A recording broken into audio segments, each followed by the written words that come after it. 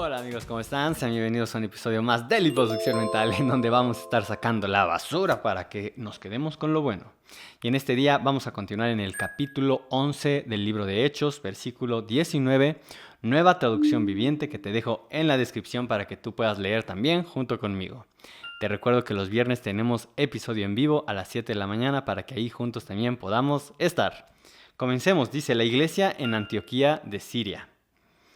Mientras tanto, los creyentes que fueron dispersados durante la persecución que hubo después de la muerte de Esteban, viajaron tan lejos como Fenicia, Chipre y Antioquía de Siria. Predicaban la palabra de Dios, pero solo a los judíos. Sin embargo, algunos de los creyentes que fueron a Antioquía desde Chipre y Cirene les comenzaron a predicar a los gentiles acerca del Señor Jesús. El poder del Señor estaba con ellos y un gran número de estos gentiles creyó y se convirtió al Señor. Cuando la iglesia de Jerusalén se enteró de lo que había pasado, enviaron a Bernabé a Antioquía. Cuando él llegó y vio las pruebas de la bendición de Dios, se llenó de alegría y alentó a los creyentes a que permanecieran fieles al Señor. Bernabé era un hombre bueno, lleno del Espíritu Santo y firme en la fe, y mucha gente llegó al Señor. Después Bernabé siguió hasta Tarso para buscar a Saulo. Cuando lo encontró, lo llevó de regreso a Antioquía. Los dos se quedaron allí con la iglesia durante todo un año, enseñando a grandes multitudes. Fue en Antioquía donde por primera vez a los creyentes se les llamaron cristianos. Durante aquellos días, unos profetas viajaron de Jerusalén a Antioquía. Uno de ellos, llamado Ágabo, se puso de pie en una de las reuniones y predijo por medio del Espíritu que iba a haber una gran hambre en todo el mundo romano. Esto se cumplió durante el reinado de Claudio. Así que los creyentes de Antioquía decidieron enviar una ayuda a los hermanos de Judea, y cada uno dio lo que podía. Así lo hicieron y confiaron sus ofrendas a Bernabé y a Saulo para que las llevaran a los ancianos de la iglesia de Jerusalén. Y precisamente con esto terminamos el capítulo 11 del libro de Hechos, y fue a causa de que ya estaba empezando a ver tener esa mente abierta y darse cuenta que los gentiles también podían recibir al Espíritu Santo, podían ser salvos y podían creer en Dios y no necesitaban convertirse al judaísmo, así como de la cultura donde vinieran a aceptar a Jesús y ajustarse pues a su vida conforme a lo que Dios había dejado escrito, ¿verdad? Que más adelante lo vamos a seguir viendo esto. Pero es importante aquí lo que está pasando porque después de que mataron a este Esteban, mucha gente se fue y todas estas ciudades que menciona, Fenicia, Chipre y Antioquía, fue hacia el norte. El mar Mediterráneo tiene una forma así, pues. De este lado, pues, ¿no? Tenemos lo que es Grecia e Italia, y por acá está Jerusalén. Y entonces ellos se fueron al norte, viajaron al norte, pero solamente les empezaron a hablar a los que también eran judíos sobre el Evangelio. Pero a causa de que ya estaba viendo este cambio de mentalidad, darse cuenta que realmente Dios también quería que les compartieran a los gentiles, empezaron a hablarles a personas que jamás habían escuchado sobre Dios.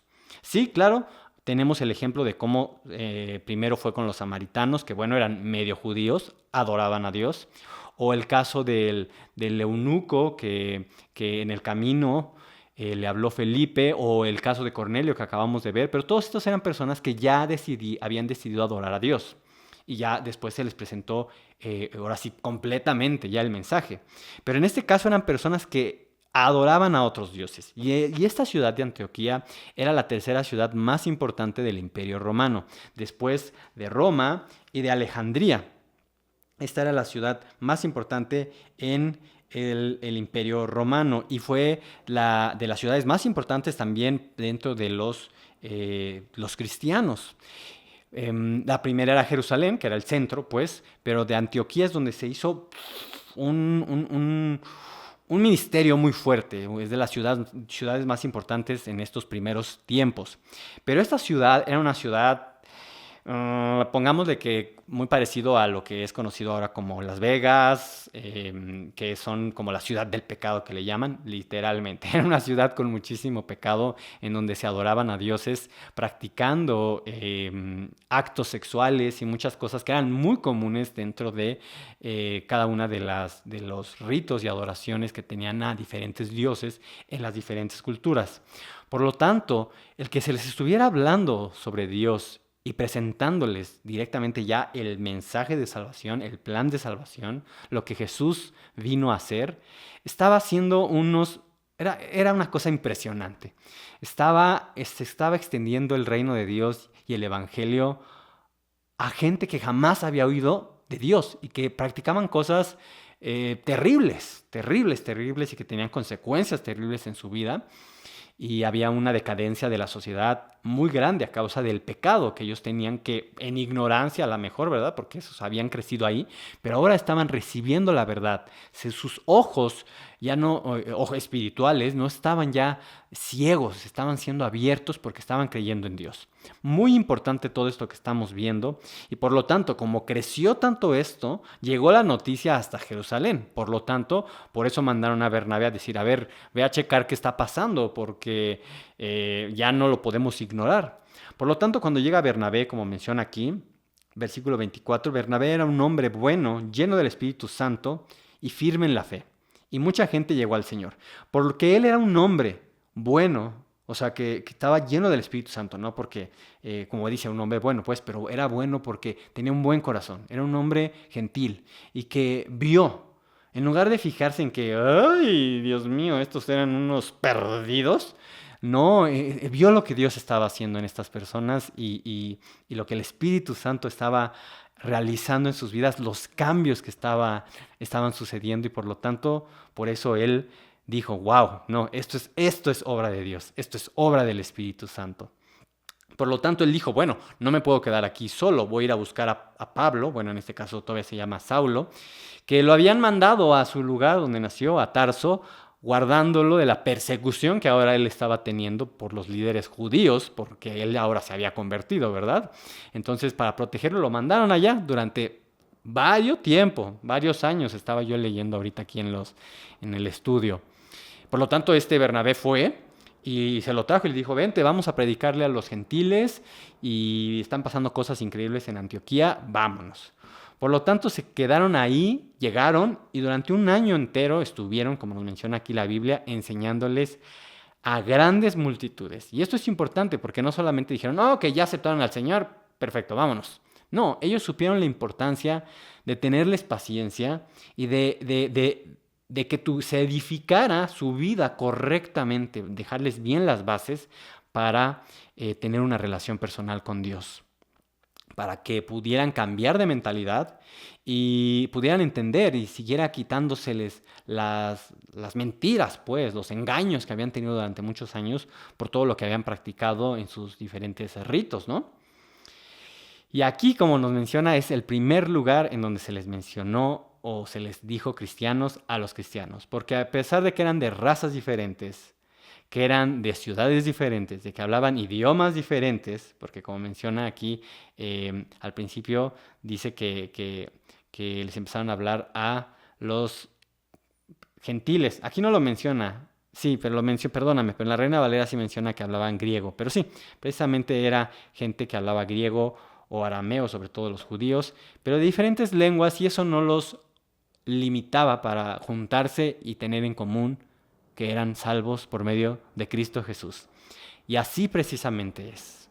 Así es como sucede y es lo que Dios aún anhela en su corazón. Y el Espíritu Santo, fervientemente, con muchas ganas, es lo que también anhela desde ese tiempo. Todavía faltan muchas personas. Así que el Espíritu Santo es el único que nos puede dar la capacidad para poder seguir adelante compartiendo el Evangelio. Y finalmente, bueno, vimos lo que pasó, ¿no? Con este profeta que profetizó precisamente que había una hambruna, que iba a haber una hambruna en ese tiempo de Claudio, este gobernante.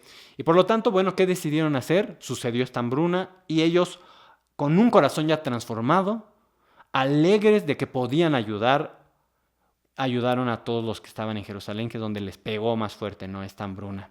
Y encargaban esta ofrenda, esto que aportaban ellos a Bernabé y a este Saulo para que llevaran esto a los líderes. Aquí lo menciona como ancianos, pero son los líderes los encargados allá en Jerusalén.